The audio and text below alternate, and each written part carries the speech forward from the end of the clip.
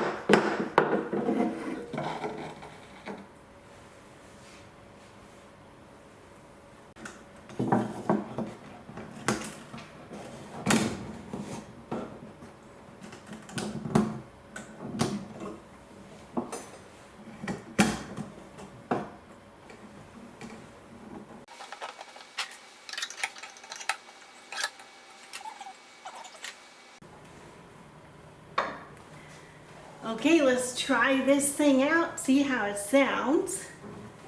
And I'm not a bass player, so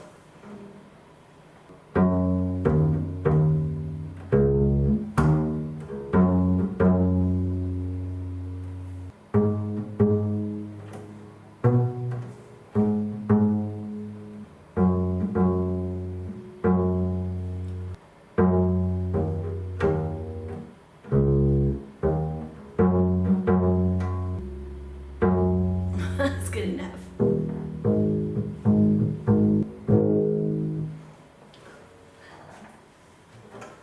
Well, let's take a look at the beaver activity.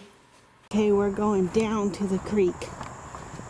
We've got naughty beavers busy at work.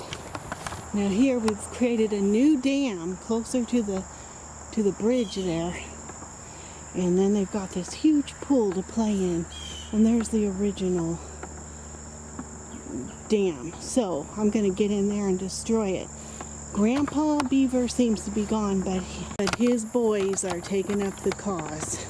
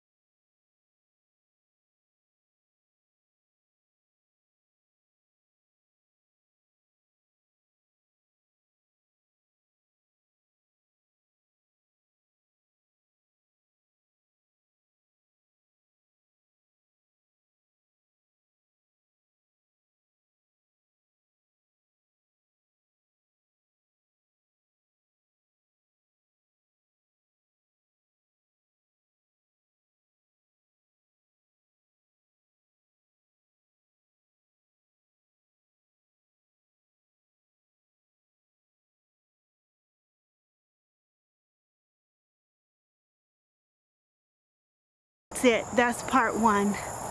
I'm gonna go work on part two.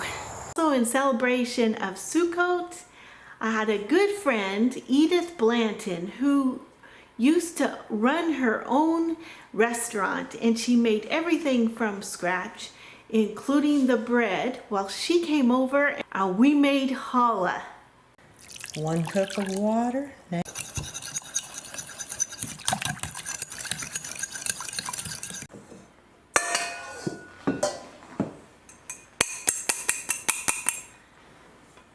And the sugar then?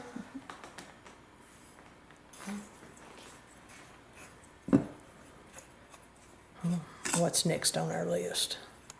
1/4 cup of oil.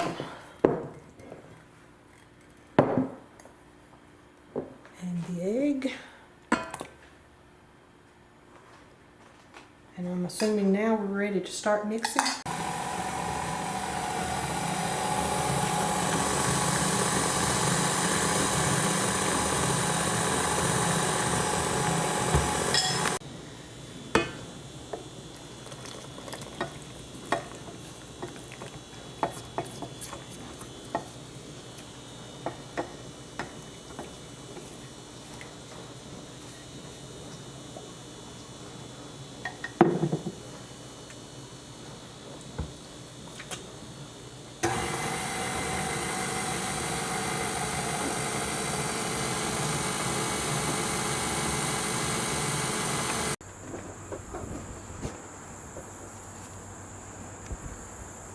There it is. We're gonna wait for that to double in size.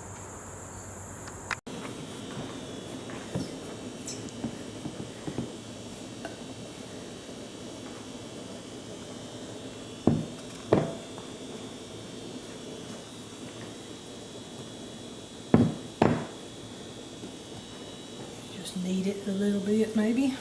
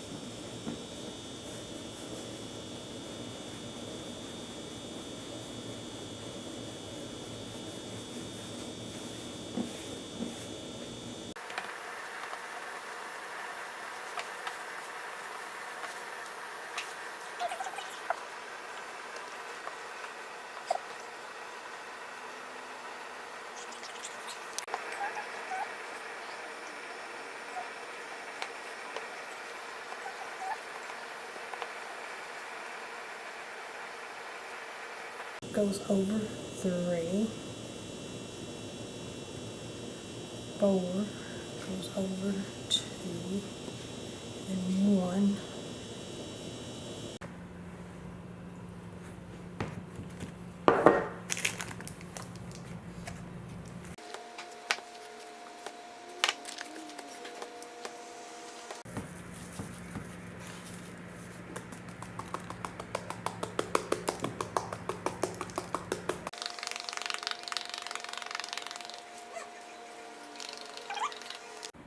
Here it is, fresh out of the oven.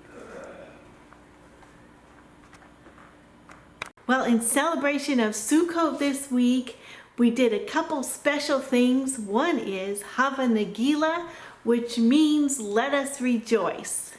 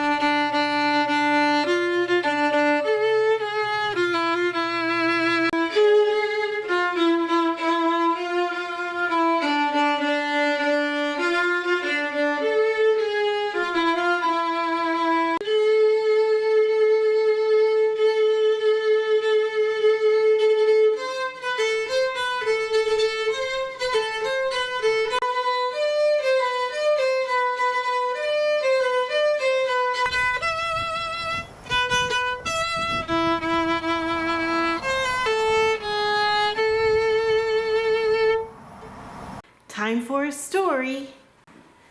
Okay, today we're reading in Famous Violinists, and there's a chapter on women violinists. There's not a lot of them, but I found one that I thought was interesting, so we're on page 305. Regina Saki, who married a noted German violoncellist named Schlick, was celebrated for her performance on the violin. She was born in 1764 and educated at the Conservatory at Venice.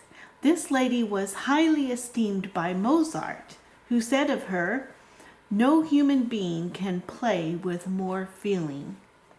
When Mozart was in Vienna, about 1786, Madame Schlick was also there and solicited him to write something for the piano and violin which they should play together at a concert. Mozart willingly promised to do so, and accordingly composed and arranged in his mind his beautiful sonata in B-flat minor for piano and violin. The time for the concert drew near, but not a note was put upon paper, and Madame Schlick's anxiety became painful. Eventually, after much entreaty, she received the manuscript of the violin part the evening before the concert, and set herself to work to study it, taking scarcely any rest that night. The sonata was played before an audience consisting of the rank and fashion of Vienna. The execution of the two artists was perfect, and the applause was enthusiastic. It happened, however, that the Emperor Joseph II, who was seated in a box just above the performers, in using his opera glass to look at Mozart, noticed that there was nothing on his desk but a sheet of blank paper, and afterward, calling the composer to him, said, "So, Mozart, you have once again trusted to chance." To which Mozart, of course, graciously acquiesced, though the emperor did not state whether he considered Mozart's knowledge of his new composition or Madame Schlick's ability to play with him unrehearsed constituted the chance. The Hebrew Minute. Ele Einei Hashem Hema Mishotatim B'Kol Haaretz. These are the eyes of the Lord that scan to and fro throughout all the earth. If you know where this is found, please leave it in the comments below. Well, it has finally started to cool down a bit. So I think we're at about the 60s. We've got a nice breeze going, and the leaves are just starting to turn. Let's go inside and see what's going on. Here we are in the shop. And I'm coming to say, if you have an instrument you'd like me to repair, feel free to contact me and we'll get started. Thank you so much for watching. Thank you for your wonderful comments, your thumbs up, and to the new subscribers. And until next time, bye.